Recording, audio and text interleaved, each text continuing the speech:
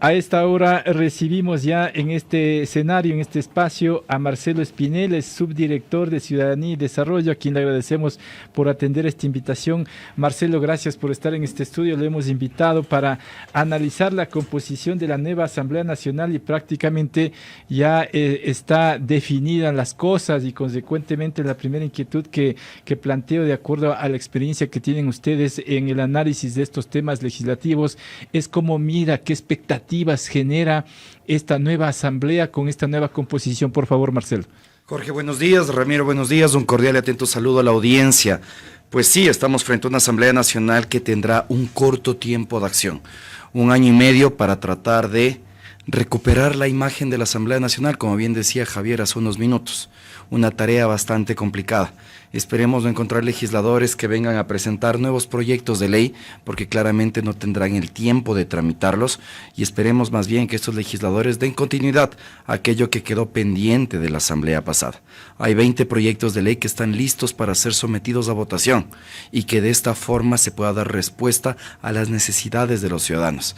Leyes como por ejemplo las reformas a la ley de contratación pública, reformas a la ley orgánica del Instituto Ecuatoriano de Seguridad Social, así como también otros cuerpos normativos que tratan de, por ejemplo, garantizar la gestión adecuada de los riesgos en el país.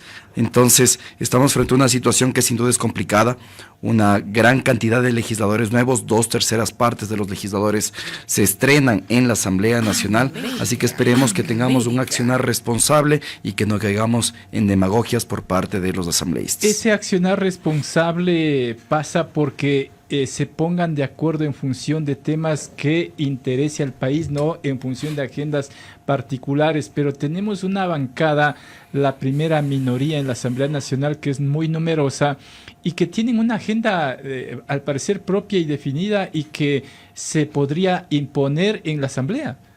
Creo que hay que esperar a ver qué es lo que sucede en el transcurso de los siguientes días. Es bien interesante cómo se están moviendo las manzanas, como se puede decir, dentro de la Asamblea Nacional. Un partido social cristiano que pasa de 14 a posiblemente 18 curules y de esa manera se pueda conformar como bancada. El mismo movimiento oficialista que también podría ser una bancada. Esta agrupación política Actuemos, que junto con Avanza, con Suma, está también generando tal vez 18 legisladores, y esto de una u otra manera creo yo que podría ser el camino para tratar de llegar a acuerdos y que no se imponga una agenda únicamente de la Revolución Ciudadana, que tiene 52 legisladores. Ninguna organización política tiene 70 votos. Mientras ninguna organización política tenga 70 votos, van a tener que acordar.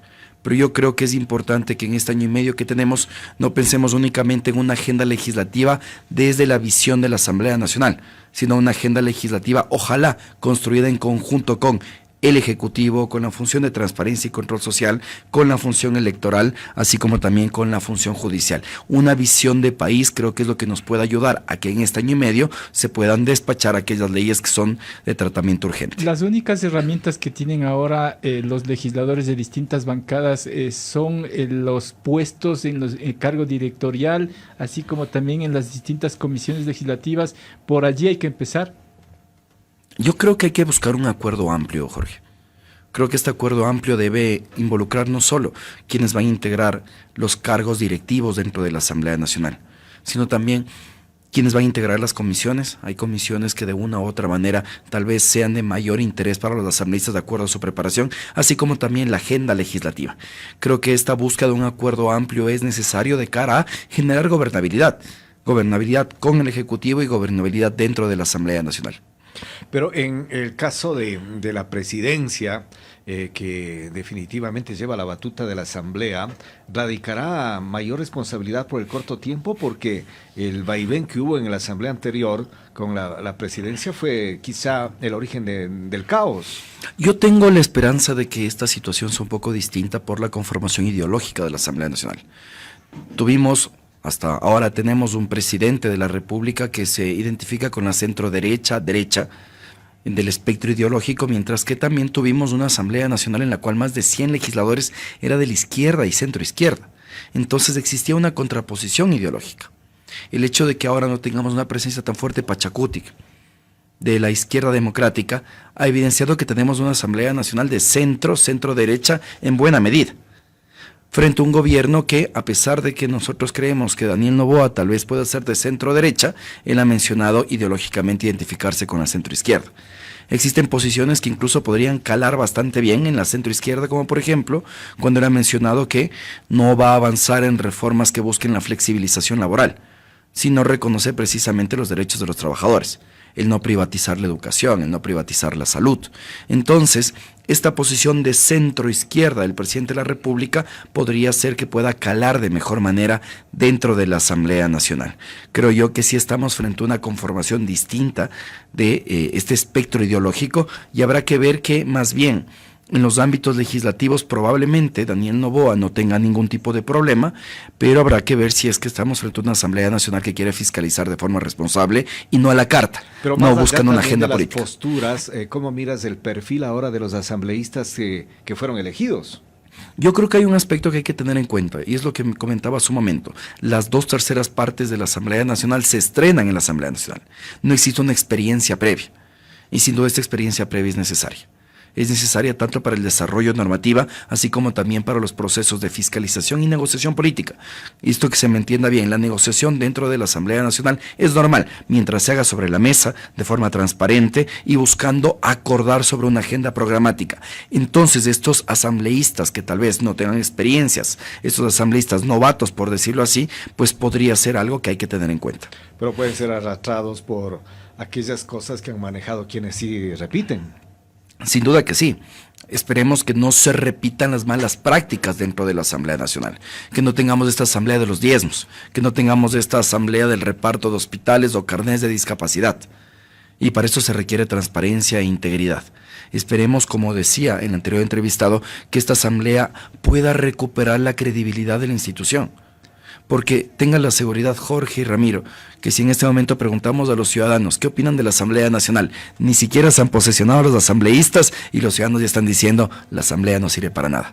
Y es lo que hemos logrado desafortunadamente con estas malas integraciones del cuerpo legislativo. Ahora, Marcelo, con un alto número de asambleístas de distintas bancadas políticas que llegan sin mayor experiencia y con perfiles, por utilizar un término, no adecuados para este tipo de cargos, más el reglamento que se reformó de la Asamblea Nacional que da paso a asesores sin el suficiente perfil, podríamos tener una asamblea con una calidad desmenorada. Coincido contigo en la preocupación, Jorge. A ver, los parlamentos tienen una naturaleza representativa. Nosotros, y esto sé que tal vez genera un poco de ruido, no deberíamos exigir requisitos para ser asambleísta, porque la Constitución garantiza el derecho a elegir y ser elegidos, y a la larga necesitamos que exista amplia diversidad dentro de la Asamblea Nacional. El hecho de que se tenga un PhD no es garantía de integridad, claro. El hecho de que se tenga un PhD no es garantía incluso de capacidad. Sin embargo, a quien sí se debería exigir el cumplimiento de altos requisitos es a los asesores.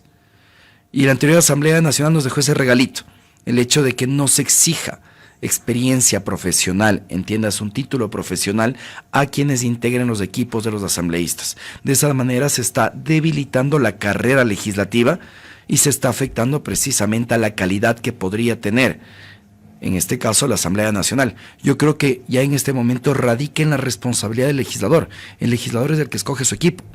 Veamos a qué tipo de equipo escogen los legisladores, porque si un asambleísta de repente le escoge al primo de su compañero de bancada, que desafortunadamente no tiene título profesional ni experiencia en el trabajo parlamentario, claramente estaríamos frente a una política clientelar, a una acción clientelar, frente a una devolución de favores y no frente a una acción responsable. Tú decías en el aspecto fiscalizador que temes que se fiscalice a la carta. ¿Habrá tiempo para eso? Es la pregunta. Yo creo que más allá de que exista tiempo no es necesario. Yo les pongo el siguiente escenario. En las últimas semanas hemos visto un accionar bastante controversial del Consejo de la Judicatura, en distintos aspectos. Si es que hubiéramos tenido Asamblea Nacional, si no hubiera existido muerte cruzada, todo lo actuado por el Consejo de la Judicatura era susceptible de un enjuiciamiento político. Lo mismo sucede con el Consejo Nacional Electoral. Ajá. Por ejemplo, con el tema de repetir las elecciones en el exterior, algo que ha estado en entredicho. Entonces veamos cómo el control político de la Asamblea Nacional es necesario.